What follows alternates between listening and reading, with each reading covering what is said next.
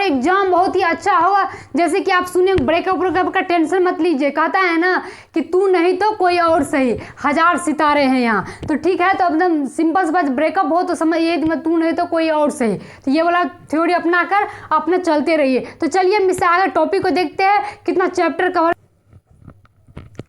Hi everyone, तो चलिए आज हम आप लोग को मैथ्स का पेडागोजी पढ़ाएंगे। मैथ्स के पेडागोजी में आप लोग को पूरी तरह से एक ही वीडियो में कंप्लीट कराएंगे। कहने का अर्थ हुआ कि मैराथन क्लास करवाएंगे, जिसमें पूरी 15 नंबर आपको मिलेगी बहुत ही कम समय में, और पूरी समझते हुए थ्योरी को चलेंगे। तो चलिए देखते हैं ना वीडियो को देरी करते हुए। तो जो नए बने चैनल को सब्सक्राइब कर लीजिए, ताकि हर रोज आपको कुछ नया नया मिलता रहे और आपको कुछ अच्छा ही सीखने को मिलेगा। चलिए तो देखते हैं, यहाँ पे मैथ्स पेडागोजी का आज क्लास हो रही है, जिसमें मैराथन कर सकते हैं। यहाँ पे हम मैराथन लिख सकते हैं, ठीक है, यहाँ पे हम मैराथन लिख सकते हैं। इसके बाद क्या चैप्टर कवर करना मैथ्स पेडागोजी में, इससे हमको 15 नंबर मिल जाएगा आसान तरीकों से। तो क्या है, पहला गणित की प्रकृति एवं परिचय, मतलब गणित की प्रकृति एवं परिचय क्या है उसको हम देखेंगे। दूसरा क्या है, यहाँ पे गणित का मूल्यांकन, मतलब एवुलेशन क्या होता है, आकलन मूल्यांकन क्या किस फॉर्म में होता है, सारे बात हम बताएंगे। बस आपको हम शुरू में इतना बता दिए कि हमको क्या देखना है, परिचय देखना है, दूसरा मूल्यांकन देखना है, और तीसरा क्या देखना है, शिक्षण विधियाँ मतलब टीचिंग मेथड देखना है, और चौथा जो है आप लोग को शिक्षण सहायक सामग्री मतलब टीचिंग एड्स देखना है। इसके बाद बैन हीले मतलब ज्योमेट्रिकल मॉडल जो दिया था वो देखना है। इसके बाद ब्लूम्स टैक्सोनॉमी देखना है और एनसीएफ देखना है। बस इतने में से क्वेश्चन आते हैं हमेशा 15 नंबर। आपको इसी में ऐसे हम आपको पढ़ाएंगे ताकि पूरी तरह से कॉन्सेप्ट क्लियर हो जाएगा। तो चलिए इसको हम सारे टॉपिक्स को देखते हैं, एक एक करके पूरी तरह से आपको समझाते हो ताकि एक भी क्वेश्चन ना। तो चलिए आइए हम देखते हैं, एक एक चैप्टर को देख लेते हैं और एकदम आसान कर देंगे। तो चलिए यहाँ पे देख लेते हैं पहले गणित का प्रकृति वो नेचर और परिचय। परिचय कहने में आ जाता है, परिचय मतलब उसका पाठ्यक्रम क्या है, उसका भाषा क्या है, मतलब गणित का भी एक भाषा होता है, उसमें किसका क्या स्थान होता है, सारी चीज़ हम यहाँ पे देख लेंगे। तो चलिए देखते हैं क्या है। तो सबसे पहले आपको क्वेश्चंस में पूछा जाता है गणित की प्रकृति क्या है। तो आप देखिए क्वेश्चन बहुत बार क्वेश्चन पूछा गया है प्रीवियस ईयर में कि गणित की प्रकृति हमेशा अमूर्त होता है। याद रखिएगा, ये चीज़ क्वेश्चन में बार बार पूछे गए हैं, क्योंकि ये एक तरह से लॉजिकल है कि मतलब गणित का प्रकृति कैसा होगा, अमूर्त होगा। अमूर्त करने के मतलब बच्चे मतलब थिंकिंग करके अमूर्त करके सोचते हैं कि अच्छा ऐसे ऐसे ऐसे ऐसे होगा, क्योंकि गणित की प्रकृति हमेशा अमूर्त होता है, ठीक है। और गणित एक महत्वपूर्ण कह सकते हैं, मतलब हमारे सारे सब्जेक्ट को एक तरह से मतलब कवर करता है, ये मतलब महत्वाकांक्षी है, ठीक है। तो यहाँ पे देख ले, दूसरा क्या है, तार्किक होता है। गणित की प्रकृति हमेशा तार्किक होता है। हम आपको शॉर्ट फॉर्म में बताते हैं, इसीलिए बता रहे हैं ताकि देखिए ये क्या होता है ना, आपको एक बार मतलब देखने के बाद थोड़ा छोटा सा वीडियो देखने के बाद सारा चीज़ दिमाग में आ जाएगा, बाद में आप तो पढ़े ही होंगे।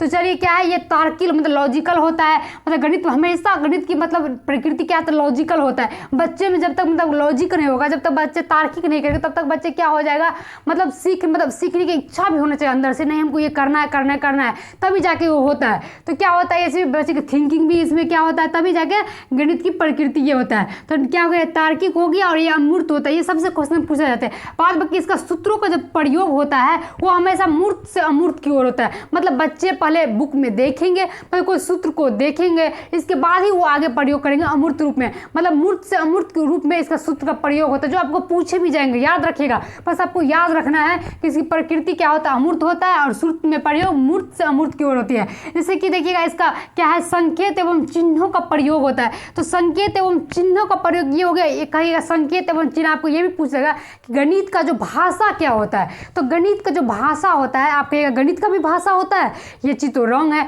लेकिन देखिए गणित का भी भाषा होता है। तो गणित का जो भाषा है यही है, संकेत एवं चिन्ह। आप गणित को किस चीज़ से डिनोटेट करते हैं, संकेत से, चिन्ह से।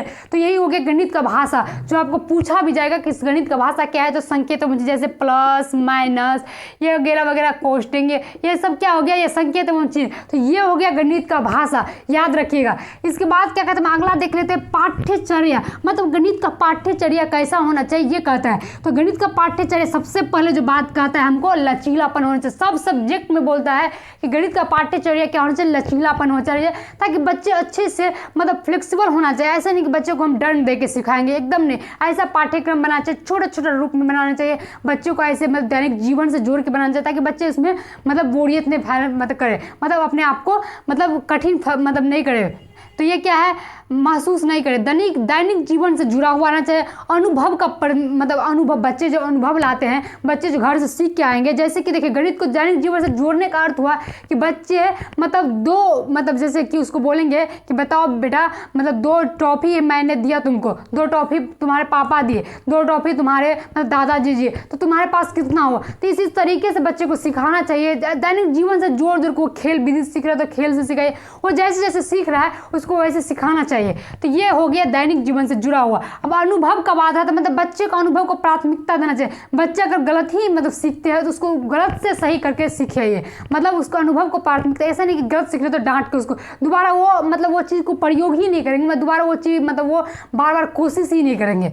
तो ये होना चाहिए। इसके बाद कहते हैं कि शैक्षिक एवं शैक्षणिक क्षेत्र का समावेश होता है। शैक्षिक क्या होता है, मतलब ये मतलब पुस्तक से कह सकते हैं एक तरह से, मतलब पुस्तक से जुड़ी हुई, मतलब शिक्षा से जुड़ी। ये क्या हो जाता है, शैक्षिक मतलब क्या हो जाता है, ये व्यवहारिक जीवन से जुड़ा हुआ रहता है, मतलब गतिविधि से होता है। मतलब इसमें संज्ञानात्मक विकास होता है शैक्षिक में, और इसमें क्या हो जाता है आपको, मतलब सामाजिक विकास होता है। तो यही होता है, दोनों का समावेश होना चाहिए। मतलब संज्ञानात्मक विकास भी होना चाहिए। संज्ञानात्मक विकास मतलब होता है कि मतलब संज्ञान होना चाहिए, संज्ञान मतलब संक्रिया, मतलब दिमाग चलाना चाहिए बच्चे को। और क्या हो जाता है मतलब शैक्षिक में क्या हो जाता है, सामाजिक, मतलब समाज से जुड़ा हुआ जाता है कि वो सीखेगा। तो ये हो गया आपको ये पाठ्यचर्या इसका। तो आपको पूछ सकते हैं कि आपको शैक्षिक और शैक्षिक का समावेश किस में होता है, तो हमेशा गणित के पाठ्यचर्या में होता है। तो ये चीज़ ध्यान में रखिएगा।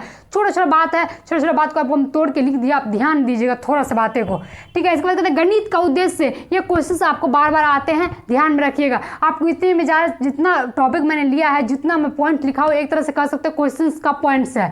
तो यहाँ क्या कहते हैं, गणित का उद्देश्य, मतलब गणित का क्या उद्देश्य है ये कहना चाह रहे थे। गणित का देखिए सबसे पहले 2 उद्देश्य है जो पूछा भी जाता है। एक होता है निम्न उद्देश्य, ये क्या हो गया निम्न उद्देश्य, दूसरा क्या होता है उच्च उद्देश्य। तो निम्न उद्देश्य में क्या होता है, अंकों का ज्ञान होता है। सिंपल से बात करें, निम्न उद्देश्य में क्या होता है, अंकों का ज्ञान होता है बच्चे को, मतलब संक्रिया होता है, मतलब बच्चा दिमाग चला कर अंकों का ज्ञान 2, 4, 6 ये वगैरह वगैरह जो होता है। जैसे अंक गणित में हो गया, ज्यामिति में हो गया, बीज गणित में, जिस लेवल का बच्चा है 1 to 5 में जिस लेवल तक आता है वो 6 to 8 मतलब ये कहने का। अब ये नहीं कह सकते यहाँ पे कि हम बच्चे को अंक गणित का ज्ञान में सारा चीज़ ढकेल देंगे, मतलब बीज गणित वगैरह वगैरह सब ढकेल, ये सीधा नहीं होना चाहिए। मतलब बच्चे को अंकों का ज्ञान होता है। ज्यामिति में भी देखिए, ज्यामिति जैसे कि बच्चे को वर्ग ये वगैरह वगैरह, मतलब वर्ग में 4 भुजा होती है, 4 लाइन्स होती है, ये वगैरह अंक 1, 2, 3, 4 ये अंक का मतलब इसका समावेश होता है इसमें निम्न उद्देश्य में। इसके बाद कहते हैं उच्च में, मतलब व्यवहारिक समस्या को, मतलब बच्चे में मतलब व्यवहारिक जीवन से जो जुड़ा हुआ समस्या है उसको हल करने के लिए जो ये होता है उच्च उद्देश्य होता है। तो ये हो गया इसका,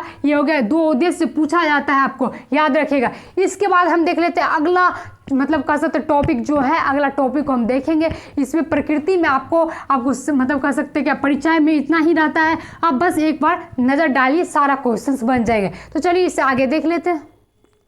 नेक्स्ट टॉपिक देख लेते हैं। नेक्स्ट टॉपिक क्या है, हम यहाँ पे देख लेते हैं मूल्यांकन, इवोल्यूशन देख लेते हैं। मूल्यांकन देख लेते हैं कि बच्चे का मूल्यांकन कैसे कैसे किया, जिसमें आपको क्वेश्चंस पूछे जाते हैं।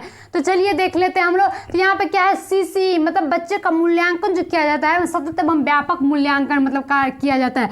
तो CCE आपको याद रखिएगा, बच्चे का मूल्यांकन CCE के द्वारा किया जाता है। मतलब सतत एवं व्यापक मूल्यांकन के बारे में किया जाता है। सतत मतलब लगातार होता है, व्यापक मतलब पूरा क्षेत्र में, सारे क्षेत्र का, व्यापक मतलब याद रखिएगा मतलब सारे क्षेत्र का, मतलब ऑल ओवर क्षेत्र का मतलब मूल्यांकन किया जाता है इसमें। तो CCE का जो किस किस रूप में किया जाता है वो भी हम देख लेते हैं। तो सतत एवं व्यापक मूल्यांकन को मतलब कह सकते हैं 2 रूपों से मतलब बच्चे का मूल्यांकन किया जाता है, जिसमें हम पहला देख लेते हैं क्या, क्लास्टिक, मतलब क्या है क्लास्टिक देख लेते हैं। इसके बाद क्या होता है एक को क्लास्टिक, मतलब बच्चे को किस किस रूप में किया जाता है, सारे बात यहाँ पे मैंने आपको बताएंगे। तो चलिए दिखाइए, यहाँ पे बताते हैं आपको कि एकेडमिक मतलब विद्यालय, मतलब यहाँ पे क्या होता है पाठ्यचर्या के संबंधित होता है। क्लास्टिक में मतलब पाठ्यचर्या से संबंधित होता है, मतलब बच्चे मतलब सब्जेक्ट के बारे में नॉलेज लेते हैं। सिंपल सी बात यहाँ समझ लीजिए, बच्चे सब्जेक्ट के बारे में यहाँ नॉलेज लेते हैं। तो इसमें आपको क्या होता है, ये भी 2 प्रकार के होते हैं। पहला क्या हो जाता है आपको फॉर्मेटिव, और दूसरा क्या होता है समेटिव। सिंपल सी बात, एक बार आपको हम रिविजन करवा रहे हैं लगभग, कि आप एक बार देखिए ताकि आपको झट से याद आ जाए, ठीक है। तो यहाँ पे देख लीजिए, यहाँ पे क्या होता है, पहला फॉर्मेटिव। फॉर्मेटिव मतलब क्या होता है, रचनात्मक, और समेटिव मतलब क्या होता है, योगात्मक। सिंपल सी बात समझ लीजिए, फॉर्मेटिव में आकलन क्या होता है, फॉर्मेटिव आकलन जो मूल्यांकन जो करता है बच्चे को, मतलब जो बच्चे को सिखा उस दौरान करता है, मतलब जो आप सीख रहे हैं बच्चे को, मान लीजिए पढ़ रहे हैं, उसी दौरान कर लेना, मतलब उसी दौरान बच्चे से पूछ लेना कि आपने क्या सीखा। तो सबसे पहले याद रखिएगा क्लास्टिक में क्या होता है, यहाँ पे ये चीज ध्यान रखिएगा, इसमें क्या होता है, पाठ्यचर्या संबंधी मतलब सब्जेक्ट का नॉलेज होता है बच्चे को। और को क्लास्टिक में क्या होता है, बच्चे को नॉन एकेडमिक मतलब खेल कूद, उसके दिनचर्या से, मतलब उसके जीवन से जुड़ना, उसके स्किल से जुड़ा जाता है। तो पहला में क्या होता है, सिंपल सी बात आप याद रखिएगा, पहला जो होता है उसमें आपको मतलब सब्जेक्ट से रिलेटेड होता है, सब्जेक्ट का नॉलेज होता है बच्चे को। तो यहाँ पे क्या होता है, फॉर्मेटिव क्या होता है, मतलब लर्निंग के दौरान लिए जाते हैं। और समेटिव क्या होता है, एंड में कह सकते हैं, एंड में मतलब लर्निंग के जो बाद में एंड में इसको एक, जैसे हम लास्ट एग्जाम जो लेते हैं हम लोग को जो सालाना लेना होता है, तो वो हो गया आपको समेटिव। सिंपल सवाल, ठीक है। इसके बाद देख लेते हैं हम को क्लास्टिक क्या है, को क्लास्टिक को भी समझ लेते हैं। तो इसमें कहते हैं नॉन एकेडमिक, बच्चे इसमें मतलब पढ़ाई संबंधित नहीं, इसमें क्या होता है, खेल कूद से बच्चे को संपूर्ण मतलब कह सकते हैं संपूर्ण इसमें बच्चे का ले लिया जाता है, मतलब पूरी तरह से मूल्यांकन कर लिया जाता है। इसमें बच्चे को क्या क्या, जैसे कि वैल्यू, मतलब बच्चे के किसको क्या वैल्यू कर रहे हैं, क्या कैसा है उसका वैल्यू क्या है, मतलब बच्चे को क्या क्या स्किल्स होता है, या बच्चे का लाइफ से क्या होता है, मतलब उसके लाइफ में क्या क्या दिनचर्या है, सिंपल सा बात उसको कहता है। इसके स्किल होता है, मतलब इसके बाद खेल मतलब स्पोर्ट्स होता है, बच्चे का हर क्षेत्र का इसमें पढ़ाई एजुकेशन छोड़ के सारा क्षेत्र को इसमें ले लिया जाता है बच्चे के स्किल्स। तो आपको पूछ भी दिया जाएगा कि बताइए को क्लास्टिक में मतलब कैसा मतलब होता है, बच्चे खेल कूद किस में है, मतलब ऐसे ही क्वेश्चन पूछे जाते हैं। तो ये हो गया CCE का 2 था, जो सिंपल सा है, ध्यान रखिएगा, इतना मतलब उतना बड़ा नहीं, क्वेश्चन इसी में से पूछा जाता है कि आपको क्या है CCE मतलब बच्चे का मूल्यांकन कैसे करना चाहिए, तो सतत एवं व्यापक मूल्यांकन से। इसके बाद क्या होता है, इसको किन किन तरीकों से किया जाता है, यही बात है। बाद बाकी आपको मैं इससे आगे नेक्स्ट टॉपिक जो होता है शिक्षण सहायक सामग्री को देख लेते हैं, वो थोड़ा सा हो जाता है, बच्चे हमेशा क्या होता है उसमें क्वेश्चन छोड़ के आ जाते हैं, उसको हम अच्छे से समझाएंगे। तो चलिए देखते लास्ट तक, देखिए आपको 15 नंबर यहाँ पे हम देख लेते शिक्षण सहायक सामग्री, उसको बहुत ही अच्छे से देख लेते हैं कि आपको क्वेश्चन पूछे जाते हैं ये सेट में। तो चलिए यहाँ पे देख लेते शिक्षण सहायक सामग्री मतलब टीचिंग एड्स है, जो उसको हम देख लेते हैं, बहुत अच्छे समझते जाएंगे। तो पहला क्या है, इसमें जियो बोर्ड, मतलब जियो बोर्ड जो होता है इसको देखेंगे, ये क्या होता है बच्चे, क्या होता है इससे। तो क्या होता है, जियो बोर्ड में सबसे पहले आपको इस टाइप का बोर्ड रहता है जिससे बच्चे ज्योमेट्री का ज्ञान लेते हैं। इसका यूज क्या होता है, ज्योमेट्री ज्ञान लेने, जैसे कि आपको देखिए बच्चे इस शेप से पता कर पाता है कि अच्छा ये त्रिभुज बन सकता है, हम ऐसे से बिंदी को मिलाकर जियो बोर्ड में, जैसे कि ऐसे ऐसे करके हम क्या होगा चतुर्भुज का निर्माण कर सकते हैं, ऐसे ऐसे करके क्या होता है हम मतलब सारे शेप को वो पता कर पाता है, तो इसी टाइप को वो बना पाएंगे। तो जियो बोर्ड का यही काम होता है, बच्चे इसमें क्या होता है ज्योमेट्री का ज्ञान लेते हैं, और ज्योमेट्री का ज्ञान लेते हैं और इसमें क्या होता है 2D शेप बनता है, हमेशा इसमें 2D शेप बनेगा। कोई भी अगर आप एक जियो बोर्ड कह सकते हैं, अगर मान लीजिए एक पेज दिए उसमें हम आपको टिक टिक करके दिए, या एक मान लीजिए लकड़ी है उसमें कील ठोका हुआ, उससे जब क्या होगा 2D शेप होगा हमेशा। तो ये हो गया क्या 2D शेप होगा जियो बोर्ड में, याद रखिएगा, ठीक है। ये 2D शेप होता है, इसमें क्षेत्रफल परिमाप का मतलब बच्चे इसमें समझ पाते हैं, ठीक है, जिसमें ज्योमेट्री का ज्ञान होता है। दूसरा क्या होता है आपको मतलब 10 ग्राम, 10 ग्राम में क्या इसका काम है उसको भी हम समझते जाएंगे। ये आपको थोड़ा थोड़ा सा पूछे जाएंगे कि ज्योमेट्री में जियो बोर्ड में क्या काम होता है, तो आप कहेंगे ज्योमेट्री मतलब ज्यामिति का ज्ञान होता है, यार जैसे भी ट्रिक भी याद करेंगे, जियो का मतलब ज्योमेट्री, तो सिंपल सी बात ज्यामिति का ज्ञान होता है, ये चीज़ ध्यान रखिएगा। दूसरा कहता है 10 ग्राम, 10 ग्राम क्या होता है, आपको मान लीजिए एक बॉक्स है, मतलब सिंपल सी बात कि एक अलग अलग टुकड़ों का अलग अलग शेप का कागज के टुकड़ों को काट के सेट करने के लिए दिया जाता है बच्चे को।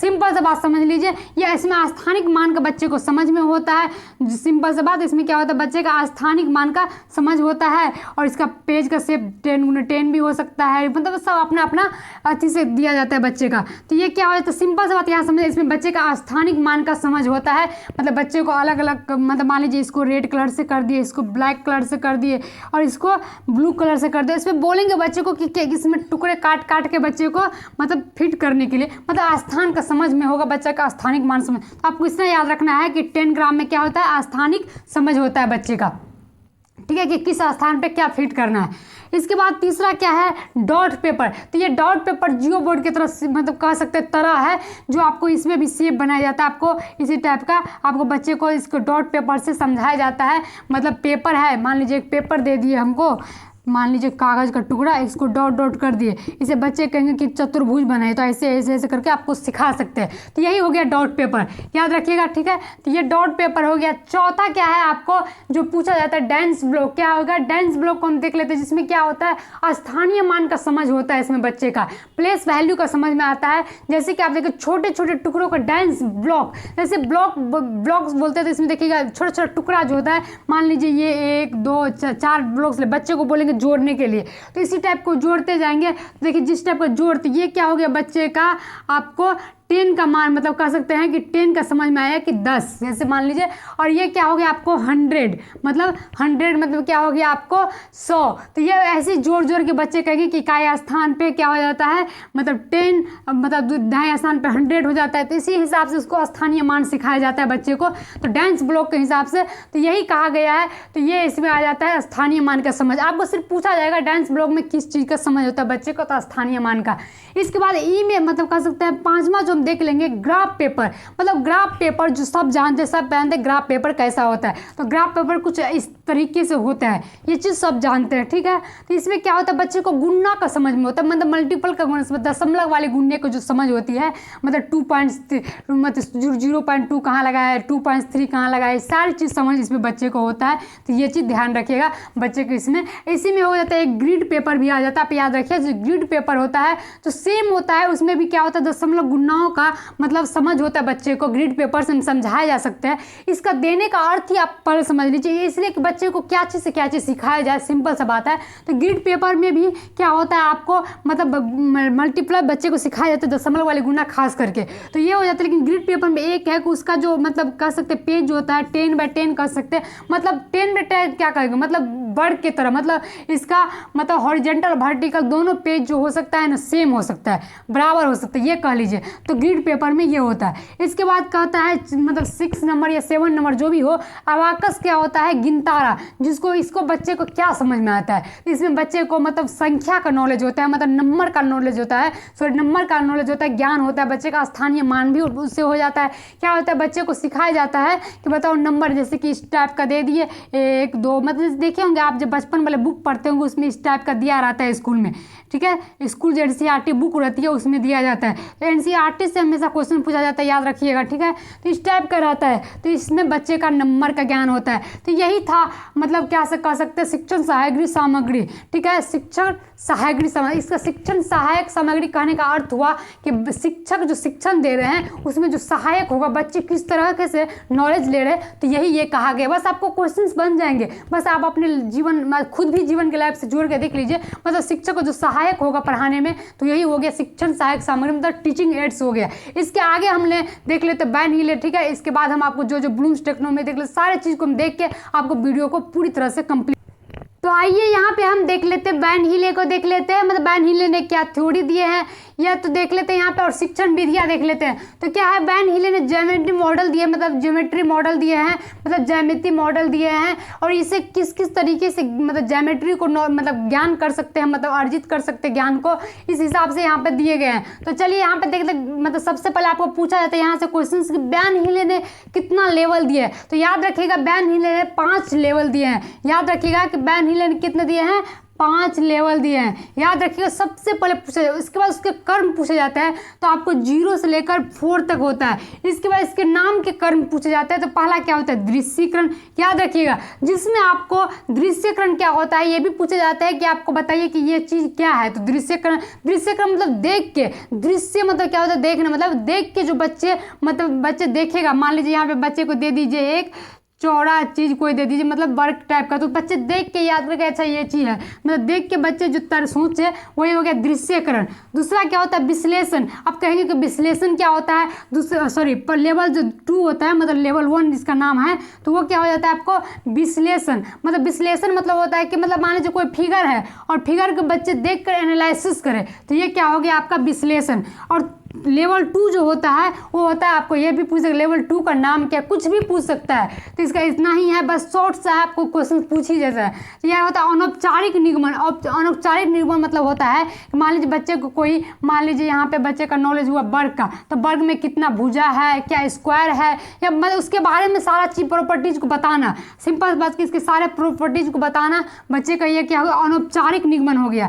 और लेवल 3 में जो है औपचारिक निगमन। औपचारिक निगमन मतलब यहाँ बच्चे तुलना करने लगते हैं, वर्ग ये वर्ग है, सॉरी ये आयत और ये वर्ग है, यहाँ तक बच्चे नहीं समझ पाते, लेकिन यहाँ तुलना करने लगता है औपचारिक निगमन में। इसके बाद लेवल 4 में जो है स्वयं सिद्ध। स्वयं सिद्ध मतलब बताइए यहाँ बच्चे यहाँ पे स्टेटमेंट देने लगते हैं कि क्या स्टेटमेंट है, ठीक है। तो यही 5 लेवल था बैन हिले का। आप इतना बैन हिले इस हाथ से क्वेश्चन पूछे तो बच्चे परेशान रहते हैं, तो बस इतना पढ़ लीजिए, आपको क्वेश्चन बनना तय है, ठीक है। तो ये बैन हिले का 5 लेवल था। 5 लेवल का ये क्या क्या था उसमें मैं सारे बता दिए हैं। उम्मीद है कि आप पूरी तरह से समझ गए होंगे। तो चलिए इससे आगे हम क्या देख लेते हैं, टीचिंग मेथड मतलब शिक्षण विधियाँ देख लेते हैं कि शिक्षण विधियाँ जो आपको CDP में, हिंदी में, मैथ्स में, बताइए एक ही जगह, तो वहाँ तो आप पढ़े होंगे तो समझ ही जाएंगे। तो मतलब टीचिंग मेथड सबसे पहले 5 टीचिंग मेथड है, उसको हम देख लेते हैं। पहला क्या होता है, आगमन। जैसे आगमन मतलब आगमन और उदाहरण रिलेटेड रहता है, तो आगमन जैसे पूछे मतलब उदाहरण से नियम की ओर, ठीक है। तो यहाँ पे हम लिख दिए हैं कि आगमन का मतलब क्या होता है, आपको उदाहरण से नियम की ओर, मतलब बच्चे को सिखाने के लिए सबसे कहेगा अच्छा विधि कौन सा हो सकता है, तो वो आगमन विधि हो सकता है। बच्चे को पहले उदाहरण देंगे, बच्चे को पहले बताएंगे कि बताइए कि मान लीजिए एक पेन है, पेन के इसके गुण बताएंगे, इसके सारी चीज़, तो पहले बच्चे को उदाहरण दे देंगे। पेन देखने से पहले बच्चे कैसे समझ पाएंगे, उधर उदाहरण उसको नियम दिखाएंगे कि ऐसे ऐसे होता है, वो नहीं होता है। तो ये बड़े लोगों के लिए होता है नियम। तो ये क्या हो गया आगमन, तो ये बच्चे को हो गया उदाहरण से नियम की ओर। इसके बाद इसके जैसे कि विशिष्ट से सामान्य, तो कोई कहेगा नहीं ये सामान्य से विशिष्ट होगा, तो गलत बात है। सामान्य मतलब हो गया नॉर्मल, मतलब नॉर्मल उसमें कोई विशिष्ट है। विशिष्ट मतलब हो गया कि विस्तार रूप में बच्चे को हम दिखाए कि देखो बच्चे ये है, उसे भ्रमण करके कुछ भी करके ऊपर उसको उदाहरण दिए, 1000 तरीके जीवन से जोड़ के उदाहरण दिए, तो वो हो गया विशिष्ट। तो ये हो गया विशिष्ट से सामान्य की ओर। स्थूल से सूक्ष्म की ओर। स्थूल मतलब बड़ा बच्चे को पहले हम दिखाएंगे, बच्चे बड़े बड़े उदाहरण में, इसके बाद उसको छोटा सा मतलब क्वेश्चंस बताएंगे। तो ये होगा स्थूल से सूक्ष्म की ओर, ज्ञात से अज्ञात की ओर, मतलब बच्चे को पहले ज्ञात मतलब वो सब पहले बच्चे को जो सारे नॉलेज है उसको सारा चीज़ को इकट्ठा करेंगे, तब जाके बच्चे एक चीज़ को सीखने में महत्वपूर्ण होगा। तो यही हो गया ज्ञात से अज्ञात की ओर। तो आगमन विधि में इतना आ जाता है, आप इसी से रिलेटेड होगा तो आप समझ जाइएगा, ठीक है। इसके बाद क्या होता है, दूसरा क्या है निगमन। निगमन जैसे बोला तो नियम, देखिए ये चीज़ आपको हमेशा ये नियम से उदाहरण की ओर चलता है, याद रखिएगा, ये नियम से उदाहरण की ओर चलता है। तो इसका जस्ट अपोजिट होगा, जैसे आगमन में वैसे। तो इसमें क्या होता है सामान्य से विशिष्ट की ओर, सूक्ष्म से स्थूल की ओर, ज्ञात से ज्ञात की ओर। तो यहाँ पे निगमन किसके लिए होता है, बड़े लोगों के लिए, डायरेक्ट रूल नियम लिए और क्वेश्चन सोल्व किए। बच्चे के लिए क्या होता है आगमन के लिए, याद रखिएगा। इसके बाद कहते हैं विश्लेषण विधि। विश्लेषण मतलब होता है कि बच्चे को एक चीज़ को, मान लीजिए एक क्वेश्चन उसको 1000 चीज़ से सिखाएंगे, ये चीज़ याद रखिएगा। उसको बार बार उदाहरण दे के ये हो गया, ये हो गया, ये हो गया, ये हो गया, मतलब विश्लेषण, ठीक है। मतलब बच्चे को पूरी तरह से मतलब देंगे हजारों तरीके के, इसके बाद बच्चे को सीखेंगे। इसके बाद कहते हैं संश्लेषण, मतलब होता है कि 4 मान लीजिए 4 है, उसको क्या करेंगे हम कंक्लूजन करके, मतलब बच्चे को करके एक बना लेंगे, मतलब एक मतलब 1000 समस्या का मतलब कर सकते हैं एक समाधान हो जाए, तो वो हो गया। इसके बाद होता है कि बच्चे को जो समस्या है तो उसको 1000 तरीकों से टुकड़ों में बांट कर सिखाएंगे, तो वो हो गया विश्लेषण और संश्लेषण, इसमें ध्यान रखिएगा। इसके बाद कहते हैं अन्वेषण, ये को ह्यूरिस्टिक मेथड भी कहा जाता है, याद रखिएगा। ये आपको दिया जाता है मैथ में क्वेश्चन, तो ये हो गया सिंपल सी बात समझिए, इसका मतलब होता है खोज, मतलब बच्चे खोज करके खुद से सीखेंगे, करके सीखना, सिंपल से बात समझ लीजिए। तो टीचिंग मेथड में इतना था, आपको बैन हिले। अब चुरा के आपको ब्लूम का, वो ब्लूम पढ़ा देते हैं, और थोड़ा सा एक है उपचारात्मक, वो वाला देख लेते हैं, तो इससे पूरी कंप्लीट 15 नंबर आ जाएगा, आपको यही से पूछे जाएंगे। इसके बाद जो CDP से रिलेटेड होगा। तो चलिए यहाँ पे जो बचा हुआ है उसको हम देख लेते हैं, ब्लूम टैक्सोनॉमी का, और क्या है NCF देख लेते हैं, और निगमनात्मक उपचारात्मक देख लेते हैं। तो चलिए देखते हैं, पूरी तरह से समझते हो। तो ब्लूम टैक्सोनॉमी मतलब कहने का अर्थ हुआ, ये कहते हैं कि बालक में मतलब बच्चे में जो होना चाहिए वो तीनों क्षेत्र का विकास होना चाहिए। जैसे संज्ञानात्मक हुआ, भावात्मक हुआ, मनोगामक हुआ, मनोज्ञात्मक मतलब हुआ, ये बच्चे में डेवलपमेंट होना चाहिए। तो ब्लूम कहता है कि तीनों क्षेत्र का बच्चे में मतलब तरह से मतलब होना चाहिए, ताकि ऑल ओवर मतलब बच्चे में ऑल ओवर मतलब विकास होगा, डेवलपमेंट होगा। तो यही कहता है। संज्ञानात्मक मतलब क्या हो गया, मतलब संज्ञानात्मक मतलब क्या होगा, बच्चे को कॉग्निटिव मतलब बच्चे का संज्ञान का मतलब ज्ञान का, मतलब बच्चे में नॉलेज होना चाहिए, तभी जाके बच्चे डेवलपमेंट कर सकेंगे। तो संज्ञानात्मक हो गया। भावात्मक मतलब या भावात्मक कह सकते हैं, भाव को मतलब इमोशंस को बच्चे जुड़ना चाहिए कि बच्चे उस तरह से मतलब मान लीजिए बच्चे पढ़ रहे हैं और उसका इमोशंस ही नहीं है, पढ़ने में मन ही नहीं लग रहा, तो ये कोई उसका अर्थ नहीं होता है। तो उसने कहा कि भावात्मक मतलब भावना रूप से भी उसे होनी चाहिए। और ये कहते नहीं मतलब ज्ञान और भावना ही नहीं चलेगा, बच्चे में क्या होना चाहिए, मतलब मोटर स्किल्स भी होना चाहिए। इसका भी देख लेते हैं हम। तो मनोज्ञात्मक होता है मतलब मनोगामक होता है, जो मोटर स्किल्स भी बच्चे को क्या होना चाहिए, मोटर स्किल्स भी होना चाहिए। ठीक है, तो ये कहता है। तो ये हो गया संज्ञानात्मक, भावात्मक और क्या हो गया मतलब यहाँ हो गया मनोगामक, मतलब तीनों क्षेत्र का बच्चे में विकास होनी चाहिए। तो यही कहता है ब्लूम्स सबसे पहली बात। और ये इसने एक मतलब कह सकते हैं स्टेज देख बच्चे कैसे कैसे समझेंगे। तो देखिए यहाँ पे सबसे पहले रिमेंबर मतलब बच्चे को प्रीवियस जो होता है वो होना चाहिए, मतलब प्रीवियस मतलब बच्चे को अभ्यास मतलब प्रीवियस चीज़ों को जोड़ के बच्चे को पढ़ाना चाहिए कि बच्चे प्रीवियस में क्या सीखे हैं वो होना चाहिए। इसके बाद अंडरस्टैंडिंग मतलब बच्चे में समझ होनी चाहिए, ये देखिएगा बच्चे में समझ होनी चाहिए। इसके बाद कहते उसको समझ को वो उपयोग करना मतलब अप्लाई करना सीखे।